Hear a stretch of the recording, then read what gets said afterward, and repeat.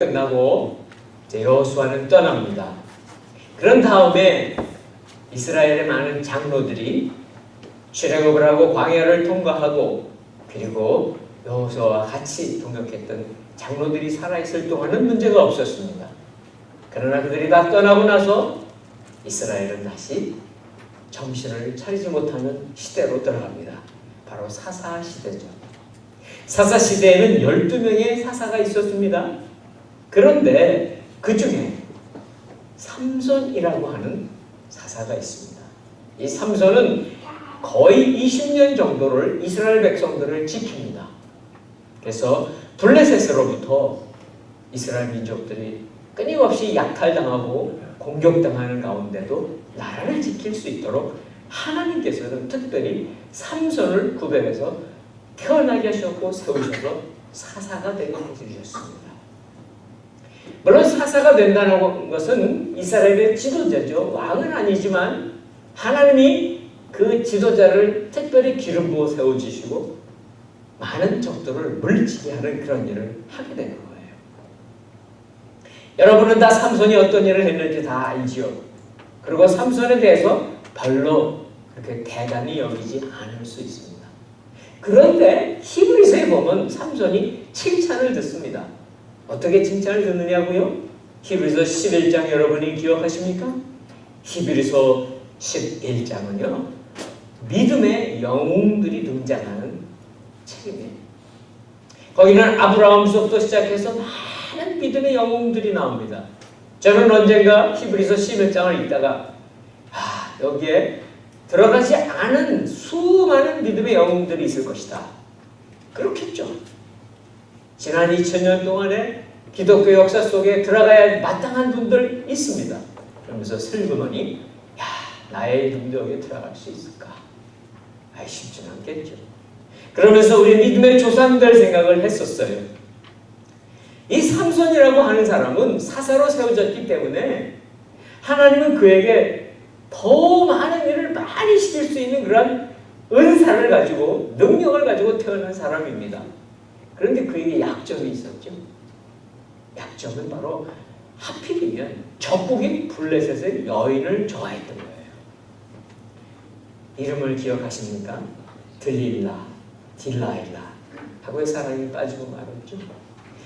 블레셋의 지도자들은요 돈으로 이 들릴라를 매수합니다. 그러고서 삼손이 무슨 힘이 거기서 나오는지 비밀을 알아내게 하죠. 처음에는 가르쳐주지 않았습니다. 그러나 나중에 할 수 없이 비밀을 얘기합니다. 내 머리카락에서 힘이 나온다. 결국은 삼손은 여인의 그 밀고로 인해서 블레셋 사람들에게 결박당합니다. 두 눈이 다 뽑힙니다. 그리고 말이나 소가 가는 맷돌, 연자 맷돌을 돌리는 그런 신세가 되고 말이죠. 이렇게 이스라엘의 사사로 살면서 그는 그 마지막에 참 불쌍하게 됐어요. 허물도 많았던 사람이죠. 그런데요, 그 마지막 때 바로 맷돌을 돌리고 노예처럼 말처럼 소처럼 이렇게 살고 있을 때에 블레셋 사람들이 잔치를 벌립니다. 삼손을 사로잡은 축하 잔치를 벌리는 거예요. 그래서 잔치에는 관중이 3,000명이나 모입니다. 그 자리에 삼손은 그 잔치를 빛내기 위해서 나가는 거예요. 놀이개감이 돼서 나가는 거예요.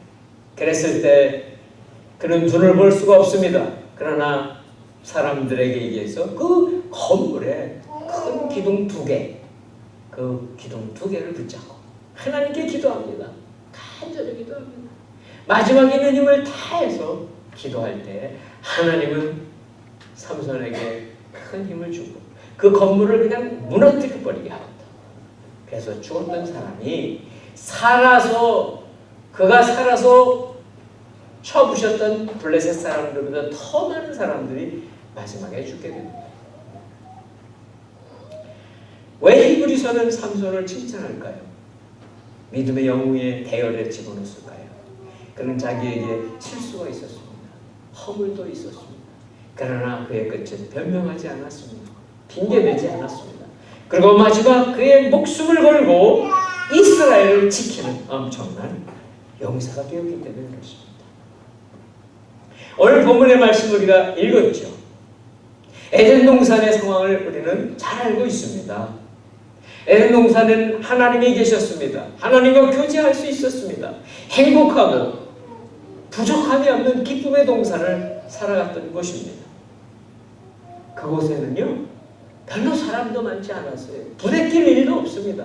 경쟁, 성적 내지 않습니다. 거기 가서 또 직장생활 하는 것처럼 막 사람들하고 경쟁 없어도 됩니다. 얼마나 좋았겠습니까?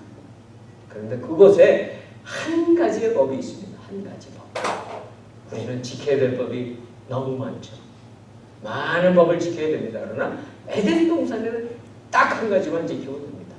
무엇일까요? 선과 악을 알게 하는 나무의 열매만 따먹지 말라는 거예요. 여러분하고 저에게 그렇게 법 한 가지만 있었으면 얼마나 좋겠습니까? 그래서 이 법을 지키면 되는 것입니다.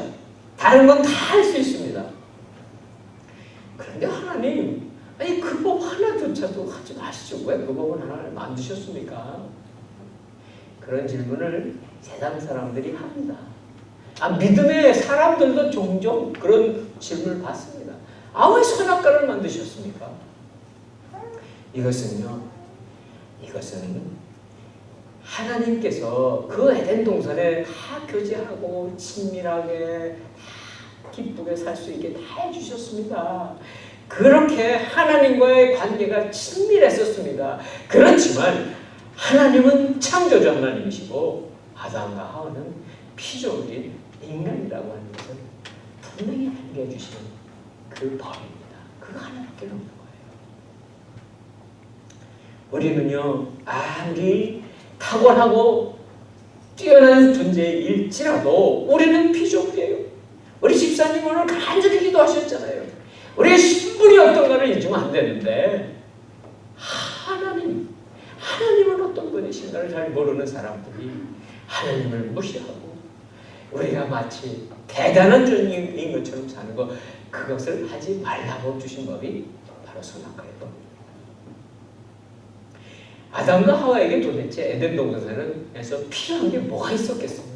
필요한 게 아무것도 없어요. 그런데 그들에게 엄청난 시험이 왔잖아요. 그들의 약점이 드러난 거예요. 우리들의 아킬레스건이 드러나는 거예요. 결국 사탄의 유혹에 넘어가고 하나님의 법을 범하게 되고 말았습니다. 사탄은 거짓말했죠. 이 열매 먹으면 눈이 밝아진다고. 거짓말이에요. 그들은 어떻게 되었습니까? 먹고 나니까 죄책감이 들었던 거예요. 수치가 그들을 감싸게 되었던 거예요. 그리고 하나님의 벌이 두려워서 숨고 말았습니다. 8절입니다. 8절 같이 읽습니다. 8절 시작. 서늘한 바람이 부는 그날 동산을 거니시는 여호와 하나님의 소리를 듣고 아담과 그의 아내가 여호와의 낯을 피해 동산의 나무 사이로 숨었습니다. 바로 범죄한 그날이라는 거예요. 범죄했던 그날. 여호와 하나님은 다른 날처럼 동일하게 동산에 찾아오십니다. 아담과 하와는요 그 열매를 따먹을 때에 흥분한 마음, 들뜬 마음을 이제 깔아앉히고 자신들이 행한 일이 무엇인가를 생각하며 뒤돌아보고 있었을 때 그때 하나님이 찾아오시는 것을 알았습니다. 어떻게 알았을까요? 여기 오늘 8절에 보면은요 서늘한 바람이 부는 그날 이렇게 나옵니다. 바람은요 매일 그렇습니다. 바람은요 그날만 분 게 아닙니다. 동산 에덴 동산에 계속 불었던 바람 보이지 않죠? 바람 부는 거 보입니까?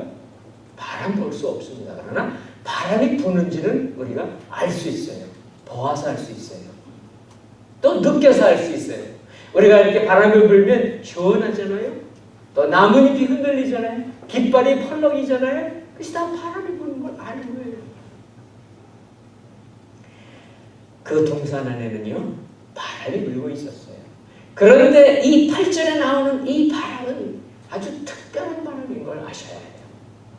이 바람은요, 언어를 보셔야지 하는데 그냥 바람이 아니고 루아흐라고 하는 바람이에요.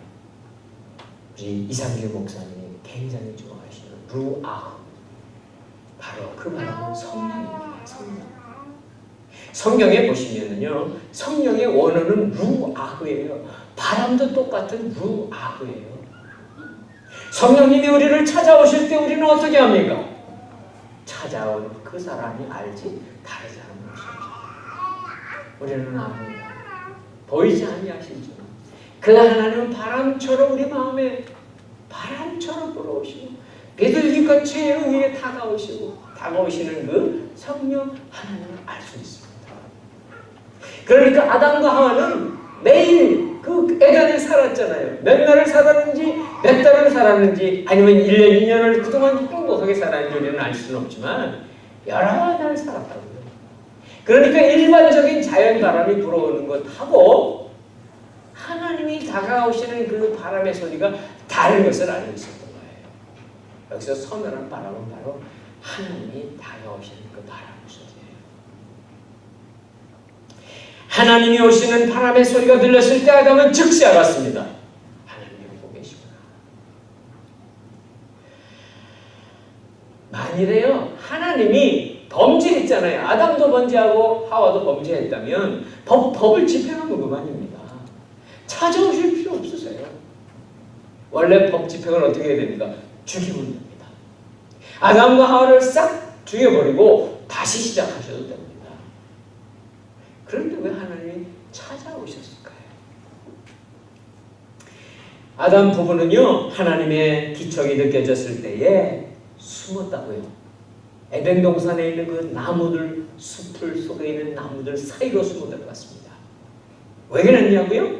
조금이라도 더, 몇 초만, 아니 1분만, 몇 분만이라도 더 버텨보려고 하는 그런 마음이 들었던 거예요. 이것은 모든 범죄한 사람들의 전형적인 모습입니다.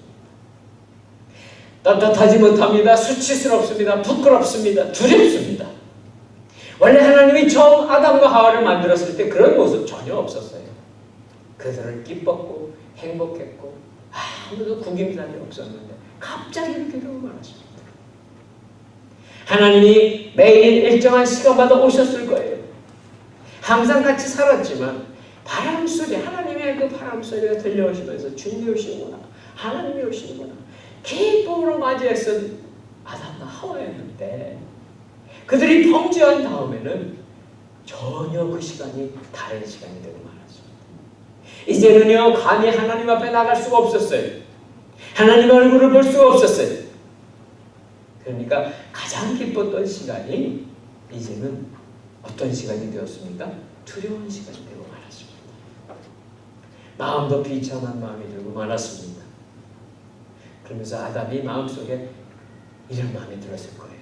성경에 없지만 아담이 마음이 어떤 마음인가는 제발 오늘은 좀 건드리지 마세요. 오늘은 제게 말을 걸지 마세요 하는 마음이 되었을 거예요. 하나님은요, 범죄한 아담과 하와에게 먼저 찾아오셨습니다. 그런데 오늘날도 동일하세요. 우리 삶이 어떠하든지 우리가 어떤 일을 잘해서 공로를 세워서 무엇인가 드러낼 만한 일이 있어서 하나님 앞에 막 나갈 수 있겠죠. 아니면 우리의 기도 제목이 너무나 많아서 막 부르짖고 나갈 수 있겠죠. 그러나 우리가 아무리 이렇게 부르짖고 달려가고 그런다고 해서 하나님이 우리를 맞아주시는 게 아닌 거예요. 하나님은 먼저 우리를 찾아오신 거예요. 죄인들은요, 하나님과 교제를 회복할 때에 무능합니다. 아무것도 할 수 있는 게 없어요. 무기력합니다. 그러기에 인간은 누구이든지 먼저 찾아오시는 하나님, 우리에게 먼저 다가오시는 그 하나님께 그 펼치시는 손을 우리가 마지 못하는 듯 하면서 수동적으로 그 손을 붙잡는 바로 그것입니다. 우리가 할 수 있는 게 무엇이 있을까요? 인간이 할 수 있는 반응은요, 하나님 앞에 우리의 허물을 고백하는 것입니다. 우리의 죄를 고백하시는 것입니다.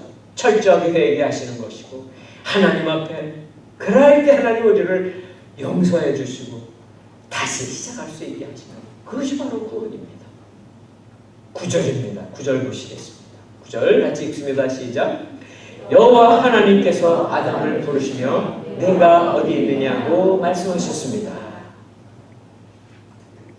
에덴 동산에 그 숨었던 곳은요, 그 동산 넓었을 거 아니에요. 그곳에 아담과 하와는 어디에 숨으면 좋을지 다 찾아놨을 거예요. 알고 있었을 거예요. 그 나무 숲을 속에 들어가면 되겠다. 가장 깊은 곳에 숨어 들어갔습니다. 못 찾겠지 아무도. 우리는 구약성경의 에레미야서를 보셔야 합니다. 23절, 23장, 24절 한번 자막 붙여주시기 바랍니다. 에레미야서 23장, 24절 같이 한번 읽을까요? 시작. 여호와의 말이다. 내가 볼 수 없도록 어느 누가 은밀한 곳에 숨을 수 있느냐? 여호와의 말이다. 내가 하늘과 땅에 충만하지 않겠느냐? 이 세상에는요, 하나님의 낯을 피해서 숨을 수 있는 것은 아무데도 없습니다. 우리는 구약의 선지자 요나 이야기를 알고 있죠. 하나님께서는 요나에게 다시스로 가라고 그랬습니다. 니느웨죠. 잘못 말씀하셨습니다. 니느웨로 가서 복음을 전하라고, 아시리아의 수도 니느웨로 가서 복음을 전하라고 했지만 요나 마음이 싫었어요. 그 원수 같은 사람들에게 왜 갑니까? 그래서 그는 다시스로 도망을 갑니다. 배를 타고 도망갈 때 그는 가장 깊은 곳에 숨습니다. 그 배 밑창에, 가장 밑창에 숨습니다. 그러나 하나님은 찾아내죠. 풍랑을 일으키고 사람들의 재배를 뽑게 하고 결국은 요나를 찾아내고 가셨던 그분이 바로 하나님이십니다. 자, 그렇다면 에덴 동산 그렇게 큰 데도 아닌데, 넓은 데도 아닌데 하나님이 왜 아담을 부르시며 이렇게 말씀하셨을까요? 내가 어디에 있느냐? 내가 어디에 있느냐? 하나님이 그들이 숨어있는 것을 모르셔서 물으시는 것이 아닌 거예요. 또한 하나님이 그들을 찾아서 벌 주려고 찾으시는 말씀이 아닌 거예요.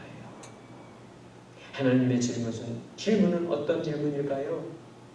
아담의 존재, 아담의 실존, 아담이 지금 처한 상황이 어떠한 상황인가를 묻고 계신 것입니다.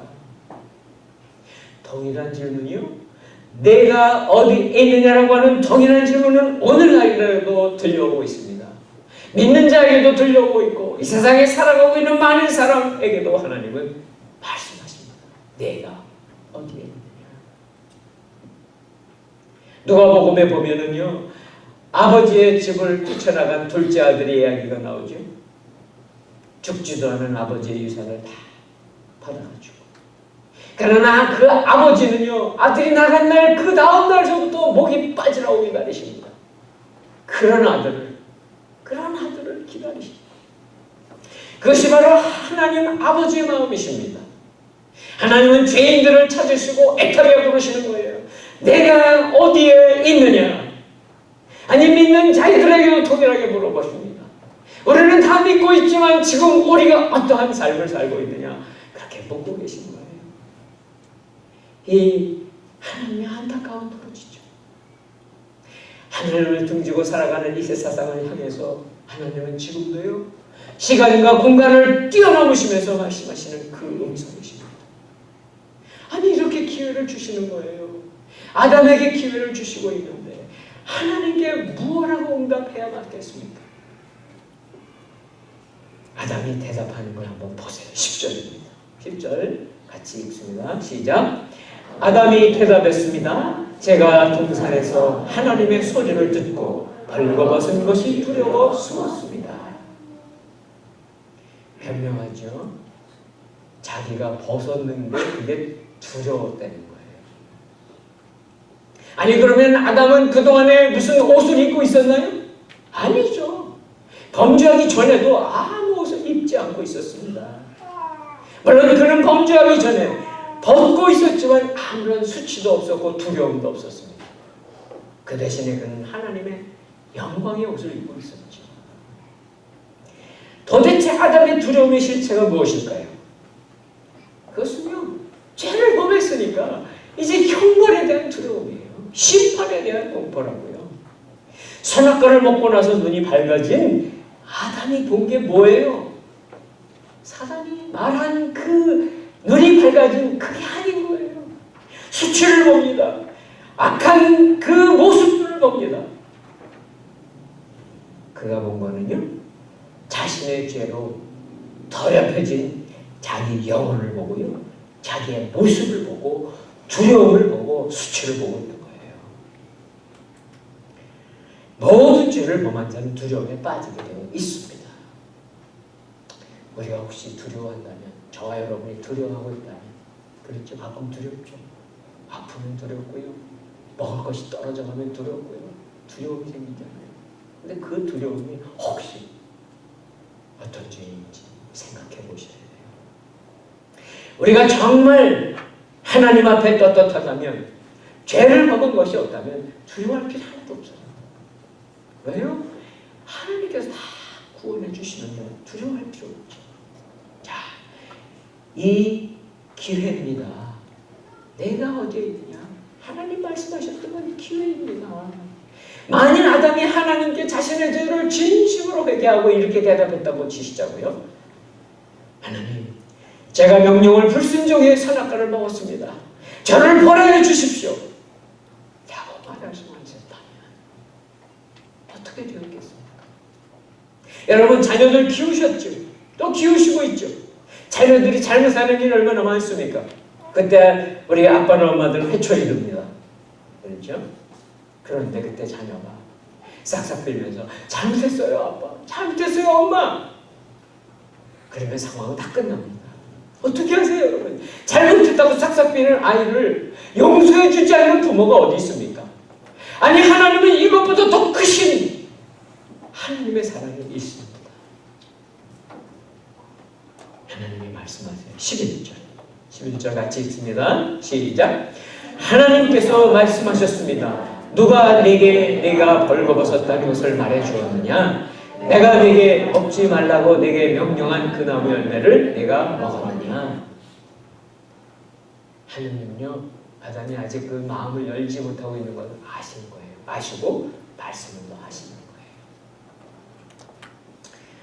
이 말씀은요, 마치 이런 말씀이나 마찬가지예요. 내가 벌거벗었다고 어떤 짐승밖에 없잖아요. 짐승이 얘기해 주더냐? 아니면 천사가 와서 내가 벌거벗었다고 얘기를 해준 천사가 있었더냐? 그것도 말씀하신 겁니다. 내가 먹지 말라고 했던 그 열매를 먹은 건 아니겠지? 하나님은 모든 상황을 이미 다 아세요. 아시면서도 모르는 척 하시면서 아담에게 말씀하시는 겁니다. 하나님은 범죄한 아담을 윽박지르지 않으셨다고요. 혼내키지 않으셨다고요. 코너에 몰아붙이지 않으셨다고요. 많이 그래 하셔야 된다고 이렇게 말씀하셔야 돼요. 하나님, 너 지금 정신이 있니 없니 아담아? 너 무슨 짓 했는지 지금 아니? 마치 우리의 어린 자녀들을 야단칠 때처럼. 하나님은 그렇게 안 하세요. 바로 하나님 우리들을 찾아오시는 방식이 바로 하나님의 방식으로 찾아오십니다. 우리 사정을 전혀 아시면서도 모르는 척하고 다가오시는 거예요. 우리가 큰 잘못을 했을 때도 하나님이 이렇게 말씀하세요. 아, 너 요즘 많이 피곤해 보이는구나. 얼굴이 거칠하네. 얼굴이 많이 요즘 굳어있네. 많이 피곤하지. 너는 그런 엄청난 짓을 했을 리가 없어. 그러시면서 다가오시는 거. 하나님이 듣고 싶었던 대답이 무엇일까요? 하나님이 듣고 싶었던 대답이 무엇이냐고요? 이런 대답이에요. 제가 그 나무 열매를 먹었고 하나님의 말씀을 어겼습니다. 잘못했습니다. 그런 아담은 그렇게 대답할 수가 없었던 거예요. 하나님의 말씀을 무시했습니다. 그리고 아담의 대답이 뭐가 나올까요? 회개하는 내용이 안 나오는 거예요. 12절 보세요. 12절 같이 읽습니다. 12절 시작. 아담이 말했습니다. 하나님께서 함께 하라고 제게 주신 그 여자가 그 나무 열매를 제게 주어서 제가 먹었습니다. 아담은요, 선악과를 먹었습니다. 죄를 범했습니다. 그런데 그 책임을 조금도 지고 싶지 않습니다. 털끝만큼도 책임을 지고 싶지 않습니다. 이것은요, 모든 죄인들이 가지고 있는 공통적인 태도입니다. 선악과를 먹은 책임을 여자에게, 하와에게 돌리고 있는 거예요. 그러니까 이 말씀, 이 아담의 말이 이런 내용이에요. 하나님이 저에게 돕는 배필로 주셨던 그 여자가 저를 충동질하지 않았다면 나는 절대 죄를 짓지 않았습니다. 그 여자가 먹으라고 유혹하는 바람에 제가 먹었죠. 왜 그런 여자를 만드셨고 왜 그런 여자를 저에게 붙여주셔서 죄짓게 만드셨습니까? 이런 내용이에요. 그러니까요, 선악과를 따먹은 책임이 누구한테 있죠?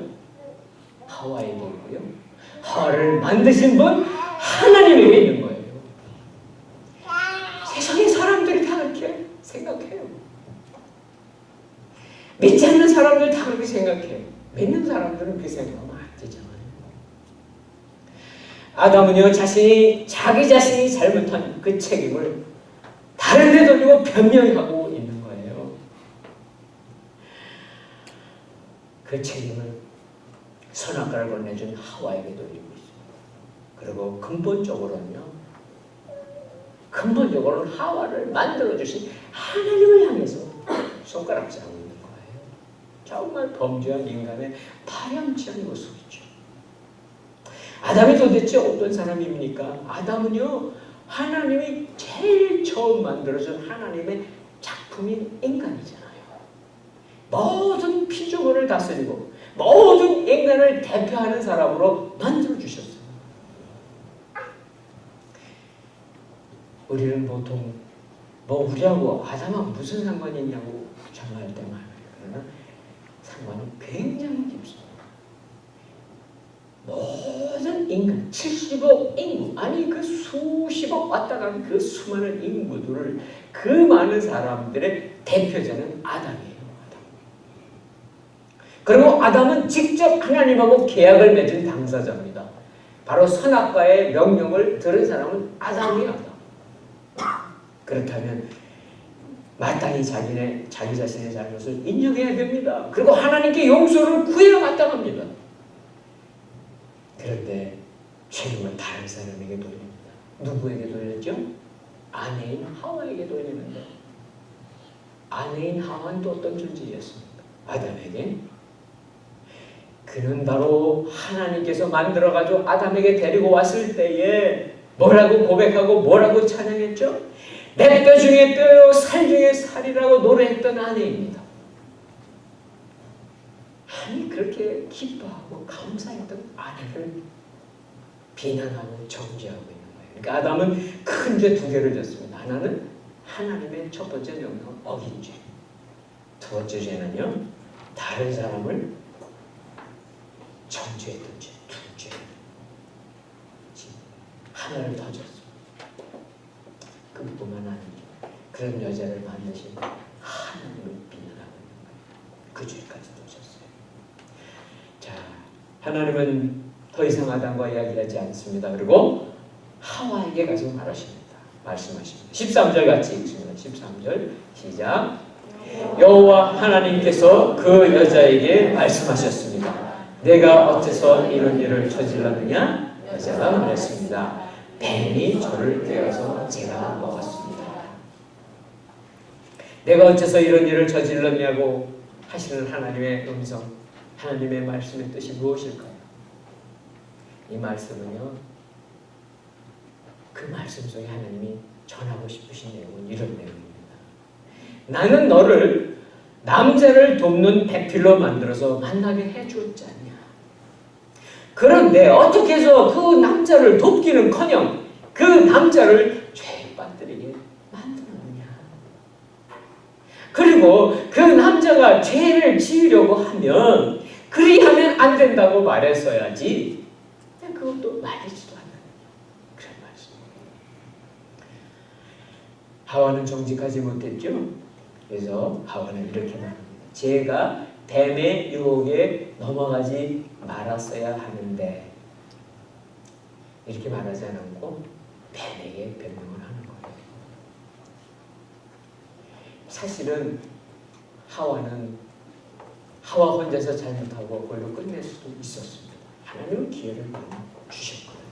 그랬는데 제가 잘못했을 때 그걸로 끝냈어야 하는데 남편까지 끌어들였으니 저의 죄가 너무 큽니다. 용서해 주세요 라고 말해야 되는데 그렇게 안 했다는 거예요. 하와는 자기의 잘못을 뱀에게 돌리고 있습니다. 변명하고 있습니다. 물론 뱀이 원인 제공한 것은 맞죠. 그렇지만 뱀의 유혹, 거짓말에 동조했습니다. 하나님의 말씀을 다 흐트러버렸죠. 과장할 것을 과장하고 감출 것을 감추고 그러면서 하나님의 말씀을 아무것도 아닌 말씀처럼 만들어버렸던 그 죄는 누가 졌습니까? 하와가 졌죠. 하와의 책임입니다. 이러한 하와의 태도 또 아담의 태도를 보면서 우리가 깨달아야 할 것이 있어요. 정말 이것은 깨달아야 합니다. 그것은 바로 죄라고 하는 것이 얼마나 막강한 힘을 가지고 있는가를 깨달으셔야 돼요. 죄의 영향력이 얼마나 큰가. 일단 죄가 인간의 영혼 속에 들어왔습니다. 하와의 속에 들어왔습니다. 그리고 그 죄가 어떤 영향을 퍼뜨리고 어떠한 독소를 퍼뜨리고 있는가를 우리는 보고 있는 거예요. 맨 처음 이 죄라고 하는 것이 들어오면 그 독소가 양심을 마비시켜버립니다. 우리 양심을 다 마비시켜버립니다. 그래서요 선한 것과 악한 것을 구분을 매우 모호하게 만들어버립니다. 그러니까 선과 악을 뒤죽박죽을 만들어버리는 거예요. 그래서 사람들이 어떻게 말하는 줄 아세요? 내가 한 건 모든 게 선하고 다른 사람이 한 건 다 악한 거예요. 끝에 그렇게까지 가고 맙니다. 다른 사람이 어떻게 항상 악하겠습니까? 어떻게 나를 항상 선하겠습니까? 우리는 양심이 마비되면 다 그렇게 되고 말아요. 그러나 분명한 것이 있습니다. 선과 악을 알 수 있는 길은요. 우리들에게 물론 양심으로 하나님의 형상과 모양으로 비춰 만들어 주셨지만 정말 선과 악을 구분하시고 분별하시는 분은 하나님밖에 없으세요. 여호와 하나님께 물어보지 않고 어떻게 우리가 선과 악을 구분하시겠습니까? 이렇게 죄악의 씨앗이 뿌려지기 시작한 거예요. 한번 뿌려지면요 인간의 힘으로는 절대 그것을 빼낼 수가 없어요. 아무도 빼낼 수가 없습니다. 그리고 그 씨앗은요 후손들에게 그리하여 오늘 저와 여러분들에게까지 다 영향력을 미치는 것입니다. 사랑하는 성도 여러분, 아담과 하와가 범죄한 다음에 숨었죠. 하나님의 낯을 피하여 숨었죠. 그 모습 속에 우리들의 모습이 들어있는 거예요. 우리들이 어떤 죄와 허물을 다른 사람 핑계를 대는 거예요. 그러나 핑계한다고 해서 면책됩니까? 안 됩니다. 면할 수 없는 거예요. 우리의 일그러진 모습을 그대로 보는 것뿐입니다. 하나님이 히브리서에서 그 사사 중에 우리가 보기엔 허물 많았던 삼손을 왜 칭찬했습니까? 그는 그때 변명하지 않았어요. 자기의 허물이 있었고 자기가 많은 실수와 죄가 있었지만 그래도 마지막 하나님께 회개하며 엄청난 힘으로 백성을 구할 수 있게 해주셨던 하나님, 오늘 하나님 우리에게 동일하게 말씀하고 계십니다. 왜 이런 일이 일어날까요? 왜 이런 일들이 계속 일어날까요? 이것은 바로 하나님과의 관계가 끊어졌을 때 일어나는 것입니다. 하나님과의 관계는 하나님의 말씀을 무시할 때 일어나는 것입니다. 사랑하는 성도 여러분, 우리는요 다른 어떤 것보다 하나님의 관계를 계속 유지해 나가셔야 됩니다. 바로 세워야 가야 됩니다. 그러려면 하나님의 말씀에 든든히 서 있어야 됩니다. 그리고 우리의 죄를 용서해 줄 수 있는 하나님이신 예수 그리스도 그분을 의지해야 합니다. 거기밖에 답이 없어요. 우리가 열심히 신앙생활을 하죠. 그렇지 않습니까? 그러나 때때로 우리가 실수합니다. 범죄합니다. 그랬을 때라도 즉각적으로 바로 성령께서 우리에게 말씀해 주시거든요. 그럼 즉시에 잘못을 인정하고 변명하지 마시고 핑계하지 마시고 회개한다면 하나님과 관계는 망가지지 않습니다. 바로 회복이 됩니다. 사랑하는 성도 여러분, 우리도 연약합니다. 우리도 허물이 있습니다. 그러나 우리에게는 길이 있습니다. 우리를 용서해 주시고 우리에게 열려있는 그 길로 가셔야 됩니다. 창피할 수 있습니다. 우리가 부끄러울 수 있습니다. 그러나 우리의 부끄러움과 우리의 모든 수치, 우리의 모든 죄와 허물을 십자가에 대신 지시고 죽으신 예수 그리스도 그분을 바라보실 때 우리에게는 말할 수 없는 회복과 말할 수 없는 영광의 기다리심을 믿으시는 우리 모두 되시기를 주님의 이름으로 축원합니다. 자, 우리 한번 같이 찬양하시고 기도하도록 하겠습니다. 우리 찬양팀 나오십시오. 나오시고 비춰주십시오. 약할 때 강함 대신에 나의 보배가 되신 주